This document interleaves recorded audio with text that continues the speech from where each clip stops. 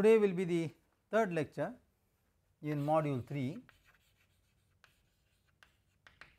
where we are going to learn how to draw a flammability diagram.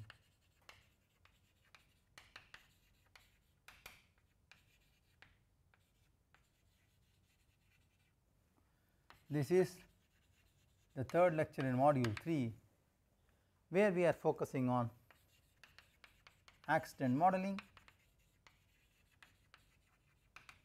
risk assessment and management.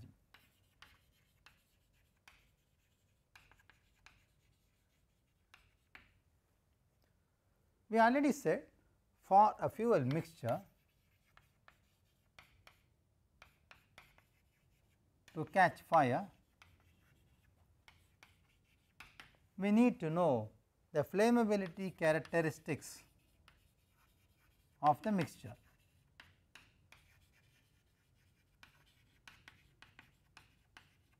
They are important.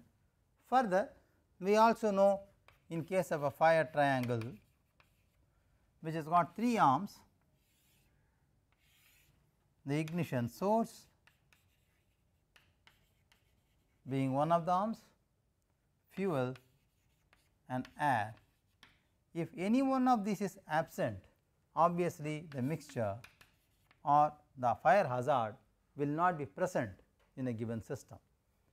But unfortunately, in a process industry like oil and gas industry, we have all these 3 present in abundance.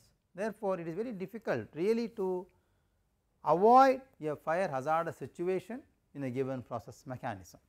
So, to really understand how we can mitigate or control the consequences which can occur from fire accidents, we need to understand the flammability characteristics of the given fuel mixture. To better understand the flammability characteristics, one generally prefers to draw what we call flammability diagram. Flammability diagram actually determines the flammability diagram. If you draw,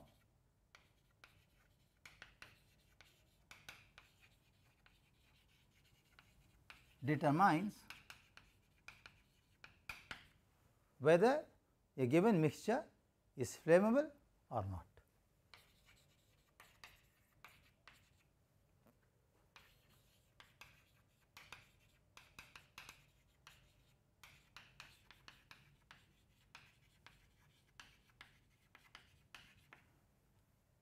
Flammability diagrams can also be used effectively to control fire accidents.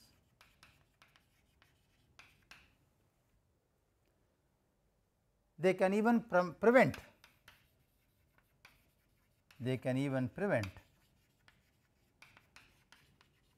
fire and explosion of flammable mixtures.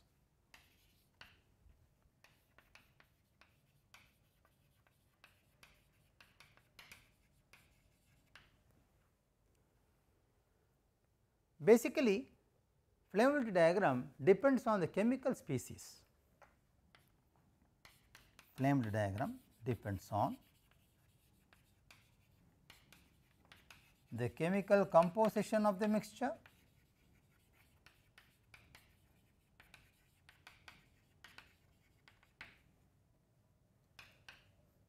temperature and pressure.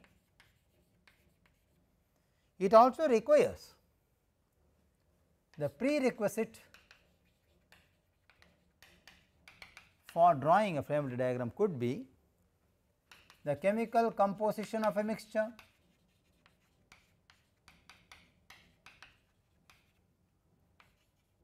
in our case we would like to draw for a hydrocarbon. You should also have the stoichiometric balance equation for the mixture. The flammability characteristics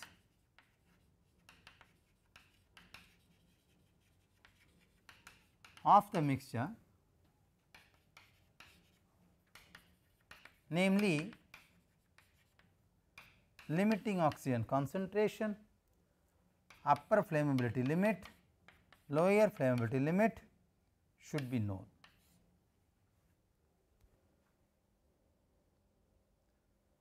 Let us quickly see how a typical flammability diagram looks like, then we will draw a flammability diagram for a hydrocarbon example. Interestingly, as you see in the fire triangle, flammability diagram also has 3 arms.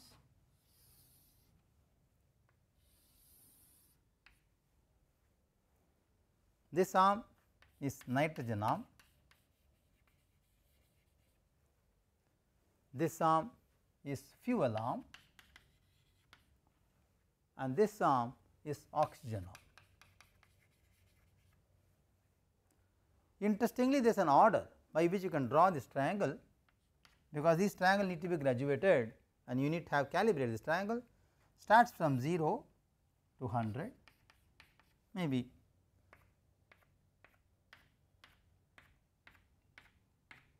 let us say. Similarly, again 0 to 100,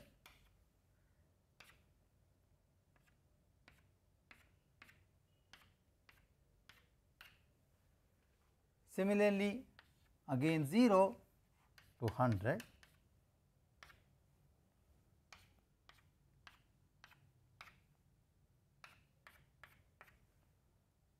of course, it has got series of lines which can actually be useful in marking the plots in between. Okay.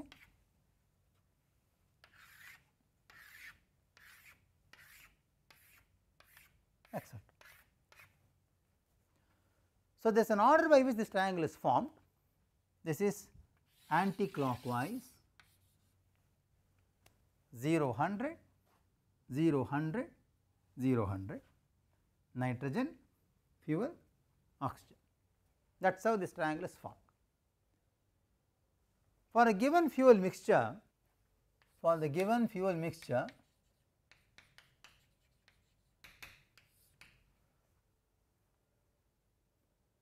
if I know the limiting oxygen concentration value, we know limiting oxygen concentration is the minimum percentage of oxygen content which is required for the fuel to remain flammable or supply continuous flame while it is burning. So, what we do here is we draw a air line. So, first step could be draw the arms of the flammability diagram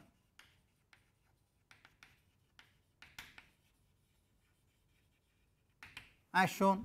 So, that is an order 0 100 0 100 0 100, nitrogen, fuel, oxygen. One can change this arm cycle also, but let us not fix up to change that, let us have this as a basis. The second could be draw a line from apex of fuel, apex in sense 100% to 79% of nitrogen, because that is generally the presence of nitrogen in the atmosphere. So, let us say this is 90, this is 80, 79 somewhere here, I mark it here. Okay. Draw a line. Let me draw a line from this to this. Okay. This line is called air line. So, this is what is we call as an air line. Then the upper flammability limit and the lower flammability limit of the fuel in air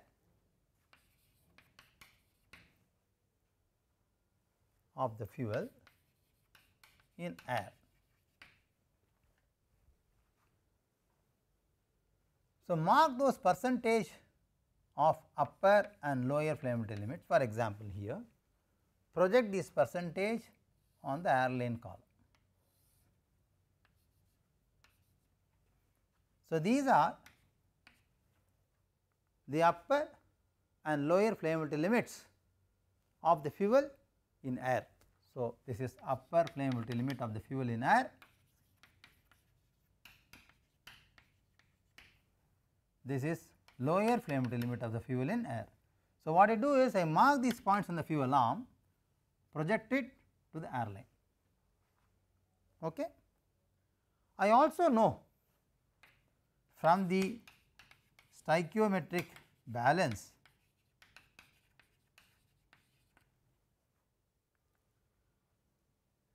the percentage of oxygen presence,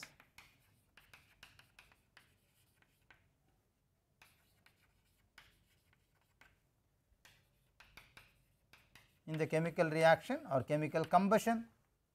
I mark that percentage, maybe this value, on the oxygen arm. Join this with the apex of nitrogen 100%,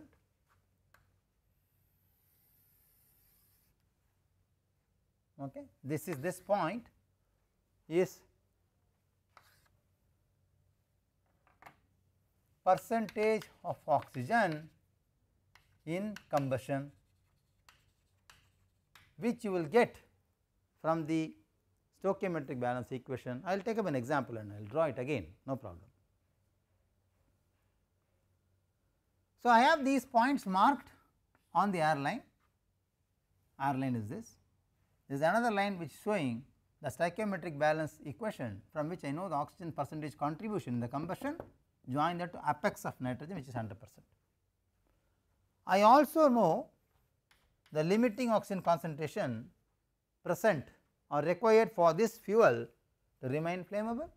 Let us say that value is somewhere here, which I am marking.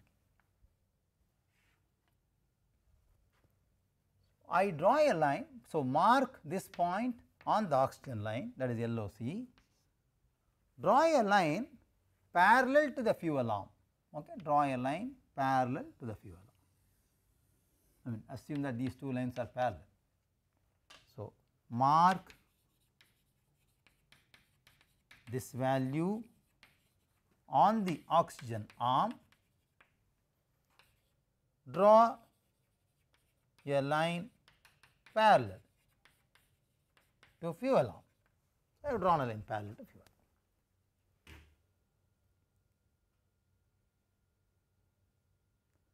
I also know the UFL and LFL of the mixture in oxygen. So, mark those points, okay, mark those points. These are the points of LFL and UFL of the mixture or of the fuel in oxygen, percentage of this in oxygen. So, mark them. So, these are the points what I have got to mark and then draw, joining them as to get the flammability diagram. So, what I do is wherever by here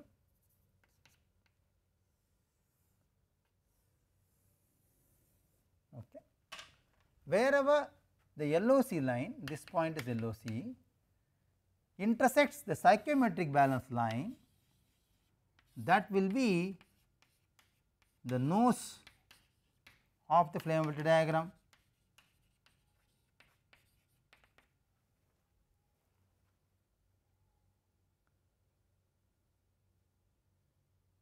Okay. Then let this point be symbolized.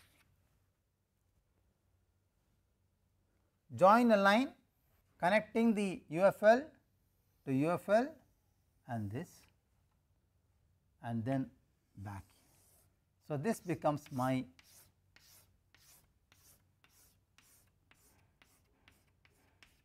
flammable region. Okay.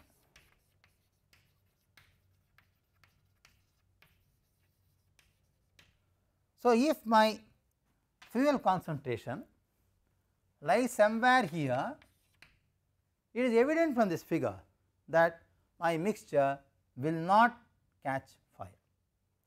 So, flammable diagram is the first instant of information given to the service engineers whether the fuel is or the fuel mixture is flammable or not. let us say I will pick up this point somewhere here and let the figure be drawn like this, okay, like this, let us say like this, like this. And we all know that flammability or the flammable region is between the upper and lower flammable regions, and this becomes the nose, which is an intersection of the LOC line with that of the stoichiometric balance equation. So, 1, 2, 3, 4, 5, 6 and 7, which are projected from here, okay, are required to draw the flammability diagram. A typical diagram is also shown in the screen now. Please look at the screen, you will get a typical diagram of the flammability diagram shown in the screen, which is as same as what I explained in the blackboard here. So, flammability diagram is useful in understanding whether the fuel mixture is flammable or not. One can get from the flammability diagram. So, we already understood the procedure of drawing the flammability diagram.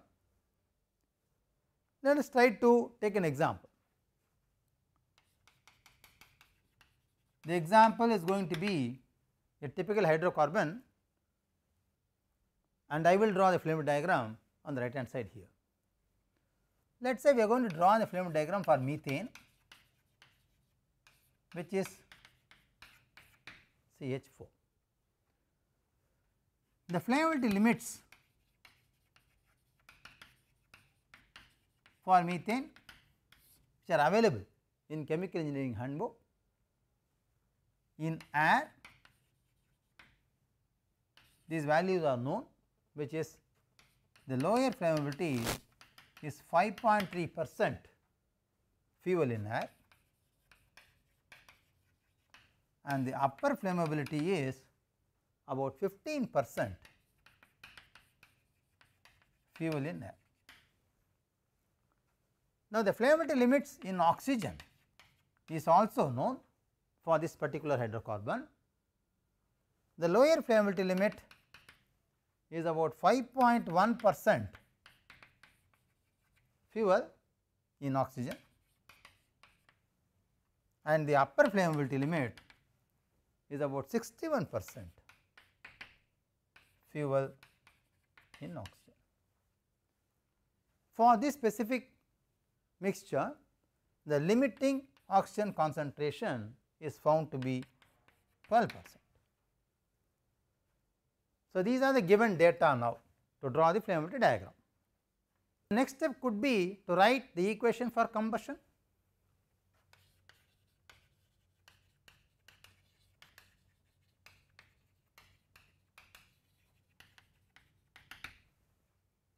So, let us say m moles of C, H concentration with X and oxygen concentration with Y plus Z value of oxygen concentration further gives me m CO2 plus X by 2 of H2O. Now, the balanced combustion reaction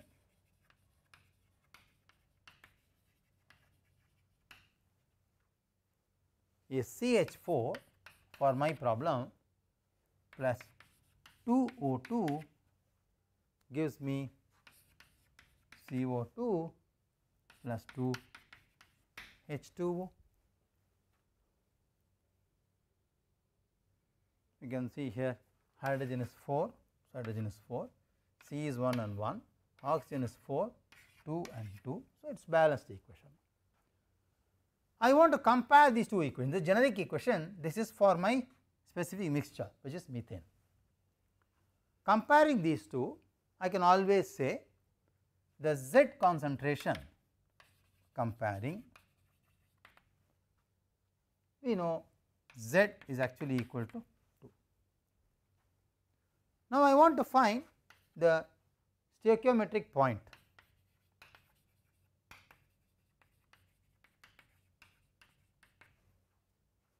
which is given by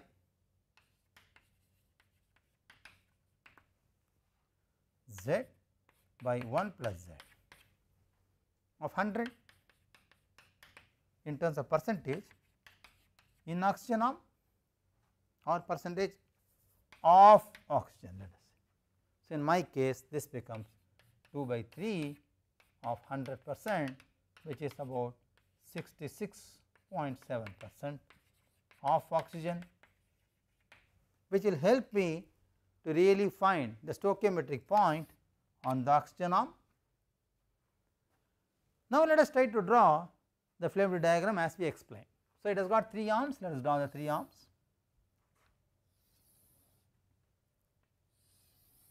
Let us mark this arm nitrogen, this arm fuel and this arm oxygen. This is 0 to 100, 0 to 100, 0 to 100, that is an order we have to follow. The next step should be join the apex of the fuel with, let us say, 79% of nitrogen. Let us draw a line.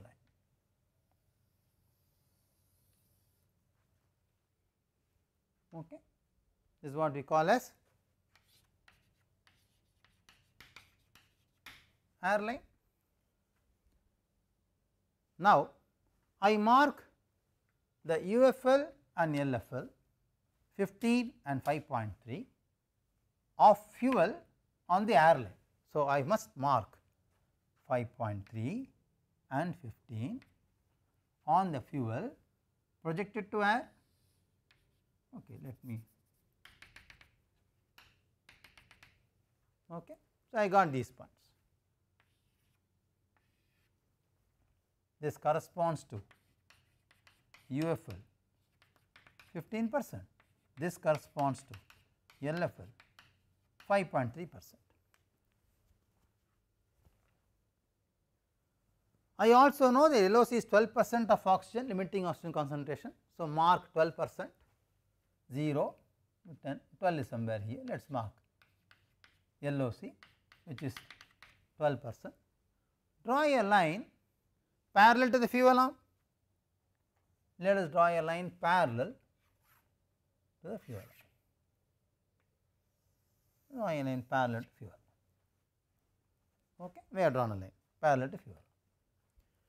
We also know the stoichiometric point of oxygen is about 66.7%. So, 0 is here, maybe 50, 66 maybe here. Okay, let us say this point. So, I call this as the stoichiometric point on the oxygen arm. I pick up this point and join this point to apex of nitrogen. So, let us join this point to the apex of nitrogen. Okay, this is my point.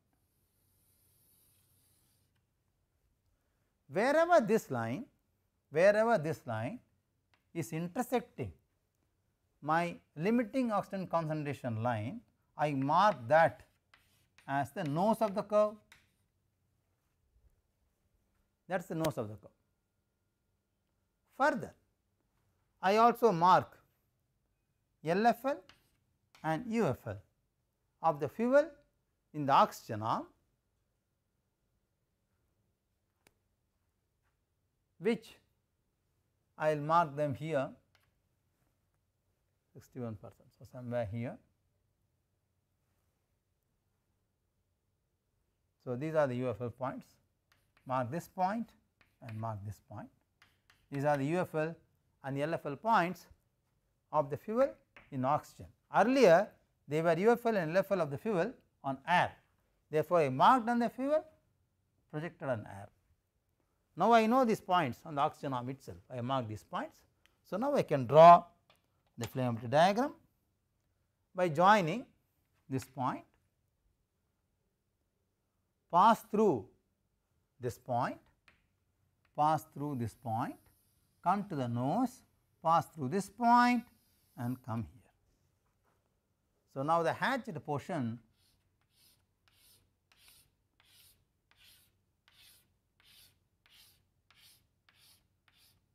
is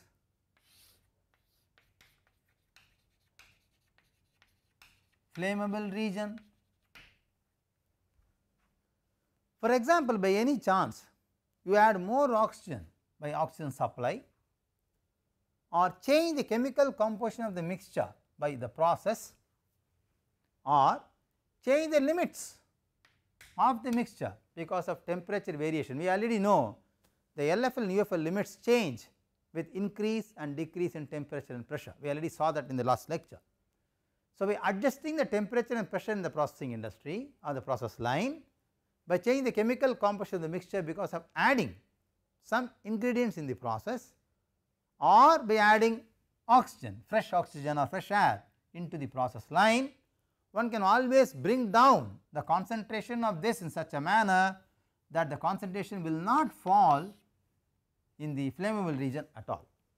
So, the flammability diagram is actually a first hand information for a person to know whether the given mixture lie in the flammable region or not, because these values are for ideal situation for a given mixture of methane. So, you can always play with the operational temperature and pressure in such a manner that this does not fall in the flammable region of the mixture. This can be very intelligent way of planning or averting accidents because of fire. So, flammability diagram is a very interesting information which can be a useful tool for people to realize and understand whether the given mixture composition is flammable or not. That is how this diagram is generally drawn. Further to this,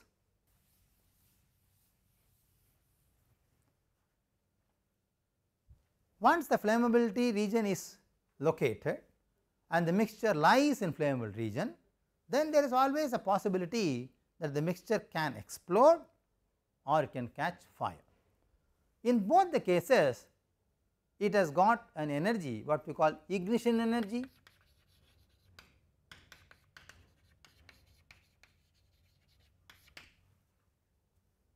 the minimum ignition energy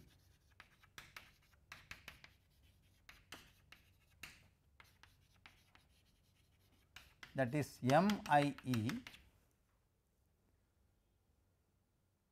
required to initiate combustion reaction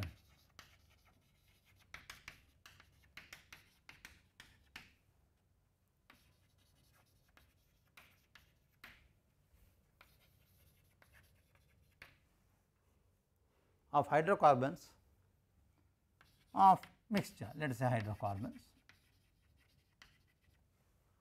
also controls the probability of fire.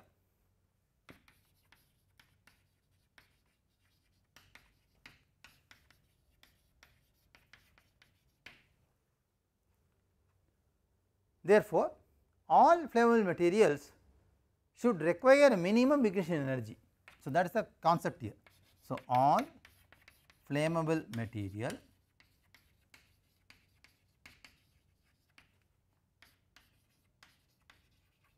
require MIE to ignite or catch fire. This MIE, minimum ignition energy, depends on couple of factors: the composition of the mixture,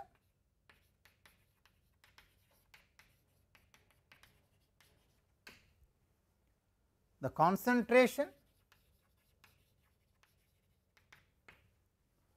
temperature, and of course pressure. For a variety of chemicals available in the process industry, the minimum ignition energy for chemicals are actually available in chemical engineering handbook.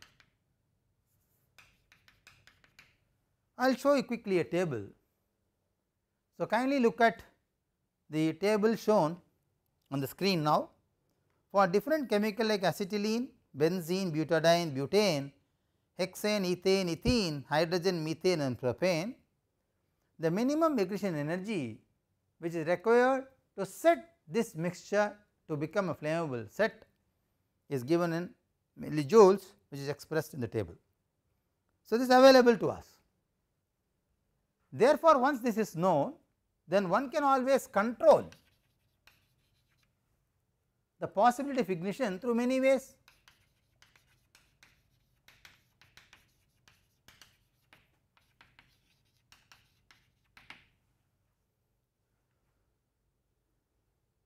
So, to understand the control of ignition sources, one must understand what are those possible initiating ignition sources.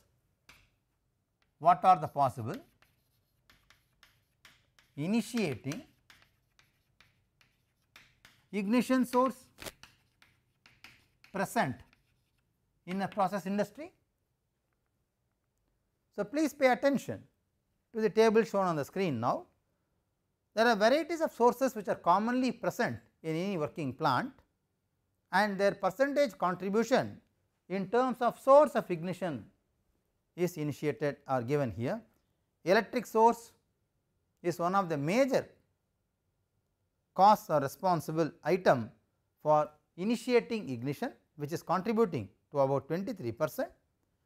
Of course, smoking also adds 18%. If you put together man made accidents, let us say smoking, friction, flames and sparks put together, this will exceed about, let us say, close to 40-45%.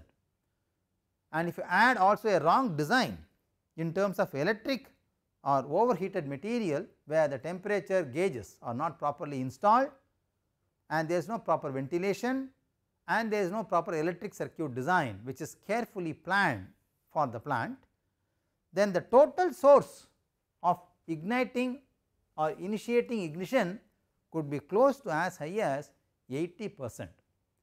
So, therefore, friends, accidents, maybe fire and explosion, essentially in offshore industry or any process industry in general, are caused because of negligence either in the design state or in the process of production state. It is nothing to do with the environmental factors at all, except that if the wind direction and the wind speed is favoring the propagation or dispersion, then the consequences because of fire and explosion could be disastrous.